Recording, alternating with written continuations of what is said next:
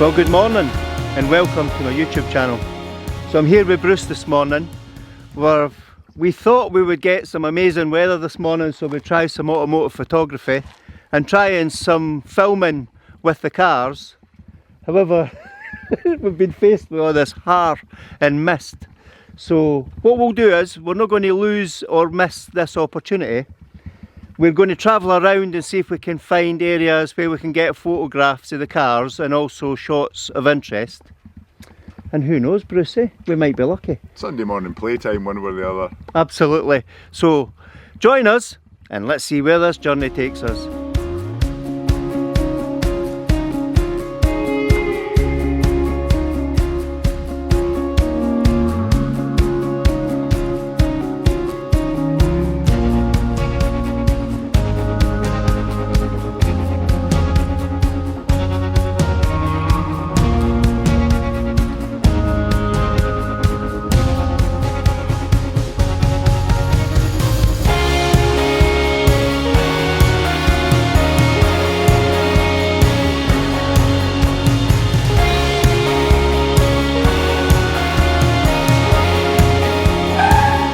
So we're pulled into the Glen Turret warehouse. Now we might get chased out of here, so we're going to quite quickly try and get photographs of the cars and see if there are any picture opportunities beside the barrels. But what I'll do is I'll turn the camera around and then you can see what me and Bruce are doing.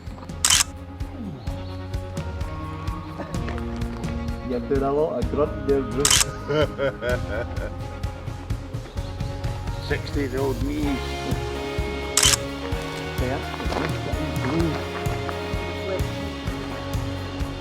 So Bruce is going to move his car because what we've realised is the location of where we've positioned the cars next to those barrels. Yeah, it's really a one car kind of location shot. That'll do.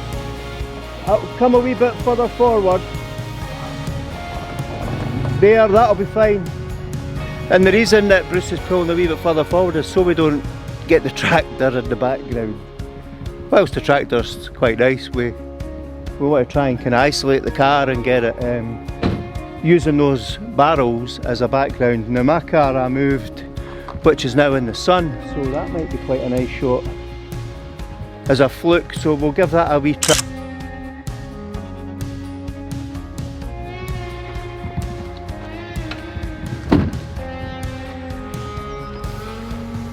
Alright, so Bruce and I have been taking loads of different shots. We've been moving our cars around the location, and what we'll do is we've been trying alternative views all over the place, so hopefully those images work out and we'll share those images with you now.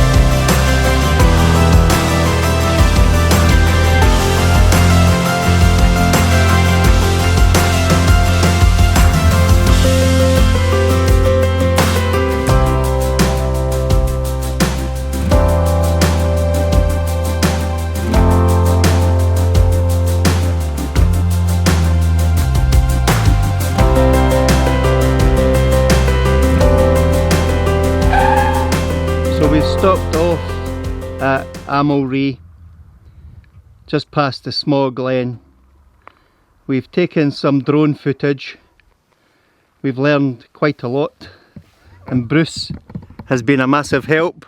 So luckily Bruce had a signal on his phone and we managed to find a quick tutorial to get one of the functions that we needed. But at the moment what we're going to try and do here is take some images of the two cars with Loch Fruke in the background, and I'll just turn round and then that way you can see Loch Fruke in all its splendour. So we'll take our images here, we'll share those images with you, and as we head up further up the mountain we'll catch up soon.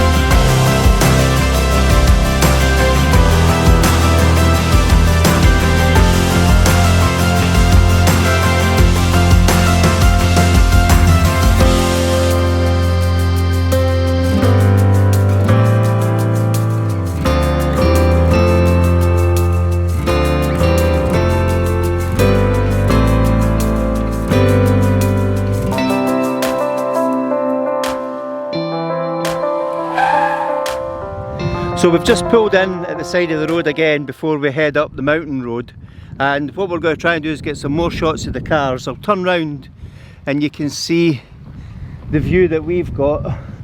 So we've got the two cars here, we've got a little bridge in the background, and we've got a river which is very, very low because of the dry weather we've had.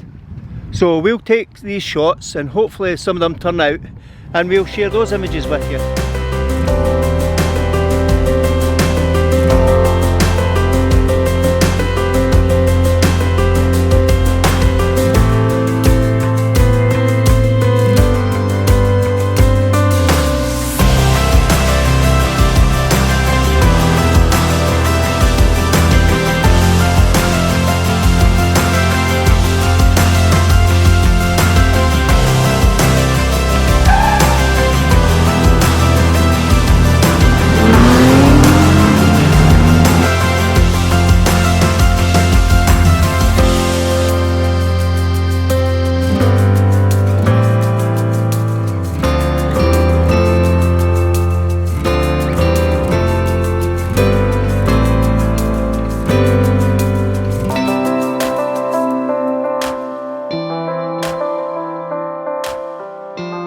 So we've come up nearly the top of the mountain, and as you can see we've got an amazing view down here, and I'm just looking behind the camera because I can see the buzzards flying at the top of the mountain there.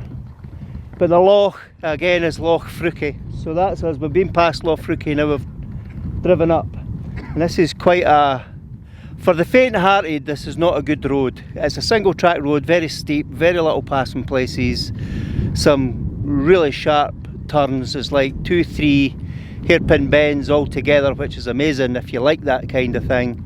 But if you're not a comfortable driver, then I wouldn't come up this road. So what we'll do is we're going to spend some time and we're going to use the backdrop of the glen, and that's Glen Quaich, and we'll use Glen Quaich backdrop with Loch Fruki for the cars, and let's see what interesting shots we can conjure up this morning.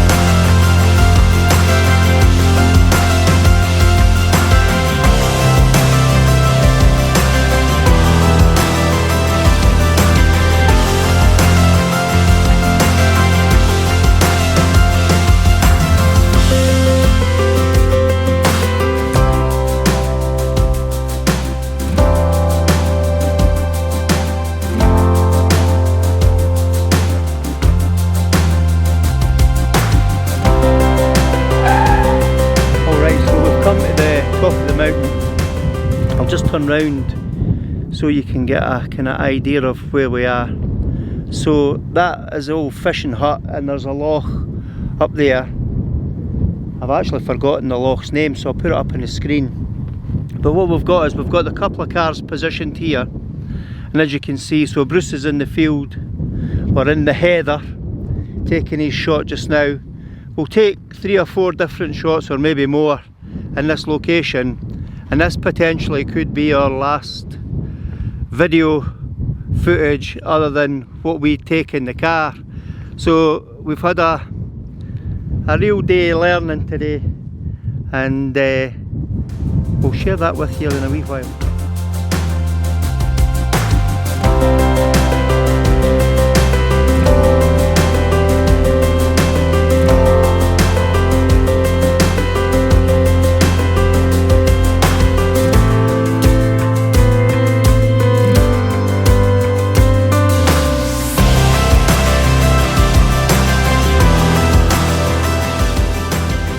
When you're in the wilderness, you come across some surprising creatures, and this is the lesser spotted smith about to take a very expensive shot of his car. Alright, so we've had a kind of slow drive, Bruce, haven't we? Oh, very pleasant slow drive though. Not quite the run that we thought, because we've done a lot of starting and stopping to take photographs. We've had beautiful scenery, amazing weather. First time I've ever been in this mountain and it's been 26 degrees. And we've had a lot of lessons learned today, haven't we? Well, we have, yes. Yeah, so we nearly lost the drone, but thanks to Bruce And YouTube. and YouTube, we figured out, well, we found it, but equally we also learned how to set up the point of interest so we can track the cars when they're driving, and hopefully you'll have seen some of that footage. So this is take 3. So Bruce and I have been using this single track road all morning. It's now about 1:45. We haven't seen hardly any cars, and then we've had 3 cars pass all at once. We were trying to close out the video. But yeah, back to our learnings. Thankfully Bruce was able to look at a tutorial on YouTube so that we could figure out how to select the cars and then track them. So we did. We were successful with the active tracking. Yes, we're successful technique. And then when we tried the parallel tracking, that's when I lost the drone. So Bruce and I were driving, but the drone wasn't following, so we're not quite sure what happened. But after a bit of It stayed where it was. huge anxiety, the battery then decided it was going to collapse, and then the drone was just going to land emergency where it was. Luckily we managed to get it back to the road, and we finally found it. So It landed 200 metres in front of a Vauxhall Corsa. Yeah. so we were like that in front of a Vauxhall Corsa to make sure it didn't run over it. But that's all part of the fun. Indeed. And hopefully our photographs have turned out, and maybe if Bruce processes a few photos, we'll share Bruce's photos with you as well, and we'll do that now.